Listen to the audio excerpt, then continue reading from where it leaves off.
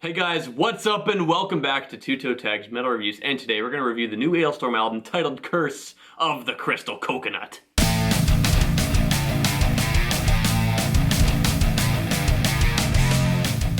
So we've listened to this album for a week non-stop, and I'm going to take the floor and say that overall I was generally enjoying this album, but it does come with some flaws. And we always like to leave off on a positive note on this channel, so I'm just going to start by saying my issues with this album. I feel like the album kind of bounced back and forth between high and low points. And I kind of felt that way on our first impressions as well, but a few things kind of shifted. I spoke really highly of Chomp Chomp last week, and over the week, it didn't become bad to me, but it just didn't really become very special anymore to me. But, you know, moments like... There's three in particular that really kind of bogged the album down for me. One of which is the female vocals in Zombies Ate My Pirate Ship. Really? Every time I hear that bit. But that part specifically? Yes. Okay. Because that part, every time it comes on, it just sounds so country to me. And it sounds really out of place.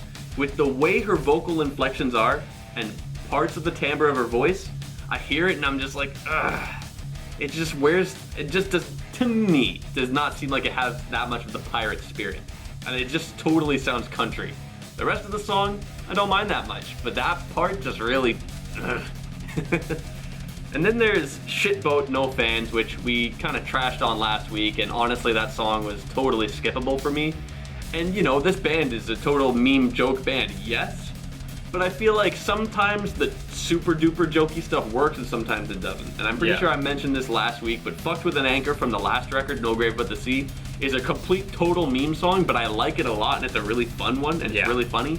But this one, like in the lyrics, he says, I think, what was it? Your navigator is an alcoholic and your crew looks like Lego bricks. What the fuck does that even mean? What? Ooh, this! Ooh, Lego bricks. So, I apparently heard though in one of the comments on our first impressions that song had completely rewritten lyrics. Like it was something else, but the record label was like, no, we don't want that, so they had to rewrite it. So maybe, apparently, I don't know, that could be false, but just from what I read in a comment, that's what happened. And so. And maybe that is the case. Maybe they wanted to go for something, maybe it was too vulgar for the label, I don't know. And then they're like, fuck, I can't think of something, alcoholic Lego bricks. Okay, let's go with that. So, maybe, okay.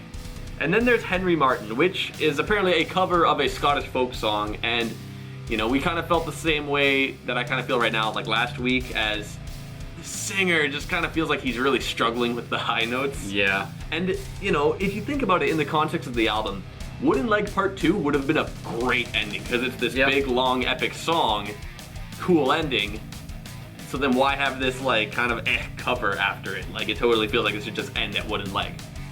So, those are kind of the low moments for me. Now, on the opposite end, the high moments include Wooden Leg Part 2. I think that song's totally awesome. It does so many things that you don't really hear this band do. Like the part, like the beginning, which was totally black metal-esque. Yeah. You don't really hear from this band very often, so it's a fresh thing and it sounds totally awesome. Yeah. Now, I listened to the original Wooden Leg, which was from Sunset on the Golden Age, and it's really cool how this is a literal direct sequel. Like a continuation of the story, and it has so many musical references of, you know, the original song. Like it totally fits. Like you can put them both on and it works out. It's cool. So every time that song comes on, I just get super hyped. Like I love that song. Nice. Another song that kind of kept with me throughout the week with my enjoyment was Tortuga.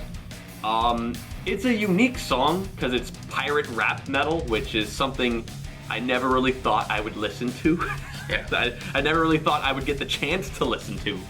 But I honestly really like how catchy it is. I really like how fun it is. I love Captain Yarface's feature on this song. I know you said you didn't really like it very much. Not a fan of Yarface.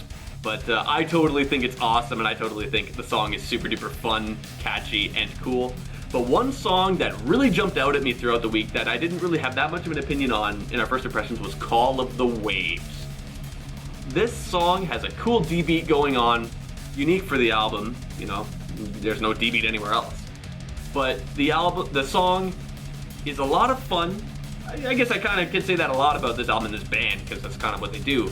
Yep. But one of the things that I really love about that song is how motivational it is and the lyrical content about just, you know, making yourself stronger and taking on your dreams. Like, I feel like it's one of the most serious toned songs in terms of its lyrical content that this band has done. It is. Because usually it's about pirates and goofing and drinking and stuff, but that one has a more serious message to it, and I really like that. And I like that this band decided to do that. So every time that song came on, I was totally all for it, and I really liked it. Yeah, you know what, Call of the Waves, for me, I have the opposite opinion, to be honest. I'll start off on a low note too. That was one of my least favorite songs. Felt that song was quite skippable for me. Zombies Ate My Pirate Ship, I was very conflicted throughout the week because sometimes I liked it, sometimes I was bored of it. It felt like it was one of those mid-album transition songs. Like, it's kind of like a cool down song. Yeah, for sure. But at about 5.5 minutes long, it was too long for that. The female vocal part, I actually liked that part. I felt like that part was unique to the album. It freshened the song up a bit. It gave it some character. I actually liked that part. But the whole song as a whole, I felt was a little bit just drab. Is that a word? I think so. Something like that. Make up a definition if you want. It just felt like it was just like a lull of a song. But the end of the song picks up a bit, and there's like, and I can say that about a few songs actually, where the ending, like the last part of the song, they pick up, they get the double bass going at certain parts, the guy does a scream in his voice, there's just a little bit more energy towards the end of the songs, I find, which is pretty cool. So there's a few songs, I agree with you on Shipboat, things like that. We are no fans of Shipboat. I agree with you on Henry Martin, but let me talk about some songs that actually did grow on me a bit. Fanny Boz. Fanny Boz grew on me. I started to like that song quite a bit. Not exactly sure why, it just is a fun song. They're all fun songs, let's just throw that out there. He said that already, I'll say it again. Tortuga is still my favorite song on this album, okay? He said a lot of things about it. It's unique. It's got, Captain Yarface, which is not my favorite, but he adds a cool element to the song. But I love this, like, 90s West Coast gangster rap, like synth noise that goes on during the choruses and stuff. It just adds this fucking cool character to this song, and the breakdown is amazing. Like, it's really hard hitting, and you just want to fucking just throw down. But another song that really, really grew on me was Chomp Chomp, and I know you said you didn't really like Chomp Chomp, but dude, that song is sick. It, like, when it starts off, it reminds me of some old school Children of Bodom, like Follow the Reaper era Children of Bodom. Then it gets into like the folky stuff, which is pretty cool. It's just super fun. The lyrics are funny.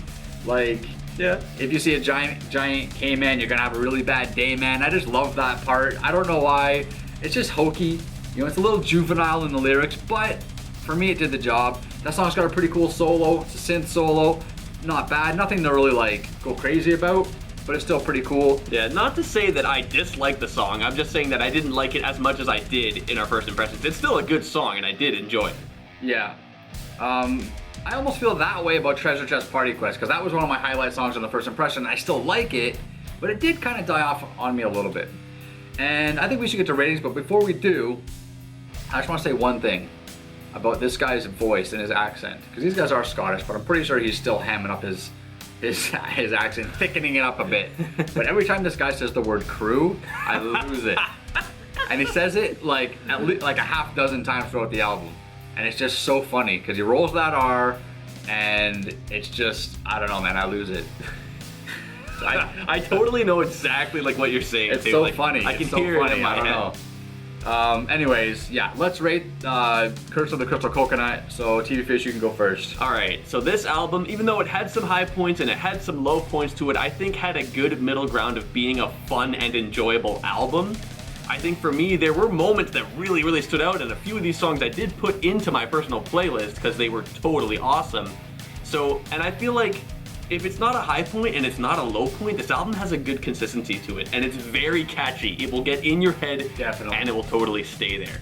Overall, it's good, and I think that any Alestorm fan will enjoy this album. I think this band did some experimentation, but I think if you enjoy what this band's about, then you'll enjoy this album. It gets a 6 from me. Very good words. I can honestly just mirror a lot of what you just said. I will add to the experimentation part and just say that they experimented and it worked. I think it paid off, and I think it added flavor to the album that otherwise wouldn't be there. I think it's a very fun album. It gets bonus points for that. It is super catchy. I found myself singing these songs, singing these lyrics when I wasn't listening to the album. I'm gonna give it a slightly higher score, and I'm gonna give it a 6.5. I think it's worth a listen. I think Alestorm fans will love it, and I think you guys should check it out, especially if you're unfamiliar with the band. Maybe this is a territory that you could explore and maybe get into a new band. It's definitely different. It's not like, there's not many pirate metal bands out there. And these guys are just a fun band. They don't take anything too seriously, and sometimes you need that in your life. And there you have it, a 6.5 from Vile Self and a 6 from me. Pretty good album, guys. But that's all we got for you today. Remember to like the video if you like it, and tell us in the comments below what you thought of this album a week after its release. We always love hearing your guys' opinions. So remember to subscribe if you guys are new to the channel, and check out our Spotify playlists. The links are in the description below. I'm TV Fish. And I'm Vile Self. We'll see you guys later.